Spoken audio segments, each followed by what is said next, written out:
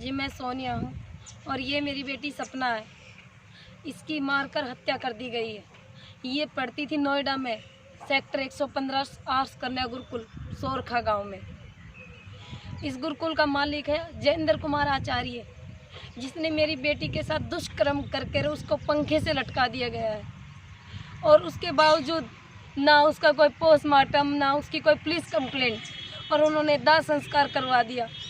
हमें धोखे से बुलाकर, हमारे फ़ोन छीन कर, हमारे इस तरीके से हमें टॉर्चर कर यहाँ तक उसका अत्याचार ख़त्म नहीं हुआ।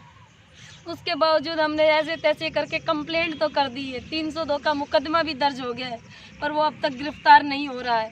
आप बताइए ये कहाँ का न्याय है, जिसका 302 का मुकदमा अगर किसी गरीब आदमी का हो जाता है तो उसे तुरंत पुलिस पकड़ के ले आती है, पर उसको पुलिस पकड़ के नहीं ला रही है। पुलिस कह रही है कि हम इंक्वायरी कर रही हैं। किस चीज़ की इंक्वायरी हो रही है?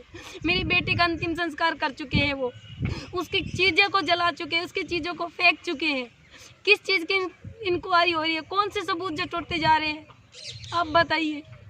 योगी जी, मैं आपसे पूछती हूँ, जिस बेटी की 14 साल की बच्ची की हत्या कर दी जाए इस तरीके से और उनके आरोपी खुले घूम रहे हैं, तो आप क्या कहोगे इस बारे में?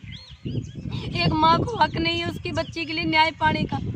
एक माँ नहीं चाहती कि उसकी बच्ची को न्याय मिले, या आप नहीं चाहते हो? सब कहते हैं योगी जी के पास जाओ, योगी जी के पास जाओ, योगी जी ये करेंगे, योगी जी आपकी सहायता करेंगे।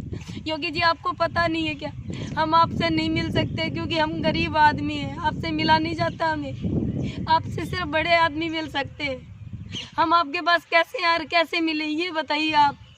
ना हमें आपके पास आने दिया जाएगा, क्योंकि हमें बीच में ही रास्ते में इस तरीके से मरवा दिया जाएगा, हमें पता है। मेरे पास कोई रास्ता नहीं है, ना मेरी नोएडा पुलिस कोई सहायता कर रही है।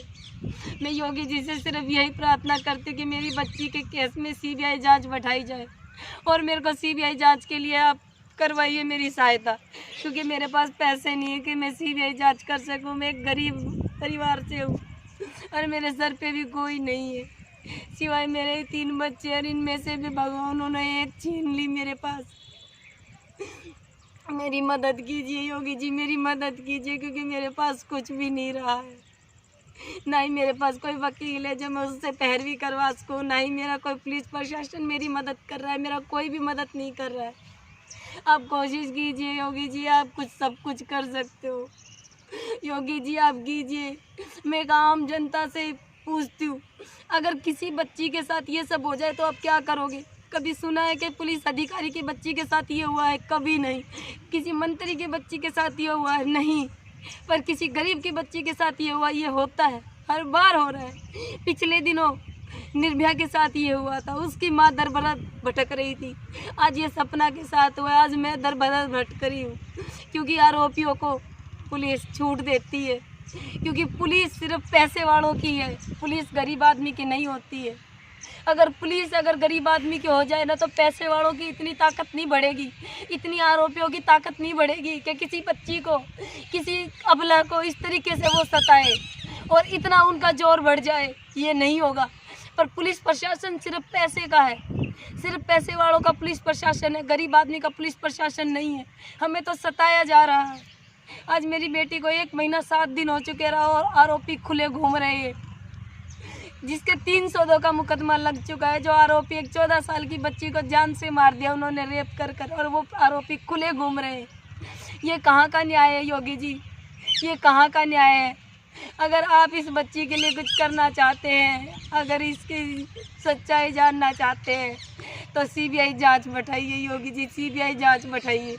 जब ही मेरी बच्ची की सारी से न्याय मिल पाएगा, उन 200 बच्चियों को न्याय मिल पाएगा। वहाँ पर 200 बच्ची और भी है, उनको भी कल हो सकता है, फिर अगले दिन एक माँ और खड़ी मिलेगी, अगर आपने अभी कोई कदम नहीं उठाया तो। इसलिए मैं कहती हूँ योगी जी, आपसे हाथ जोड़कर यही है कि मेरी बच्ची के लिए सीबीआई जांच बैठाई जाए, इसे न्याय दिलवाया जाए, इसे न्याय दिलवाया जाए जी।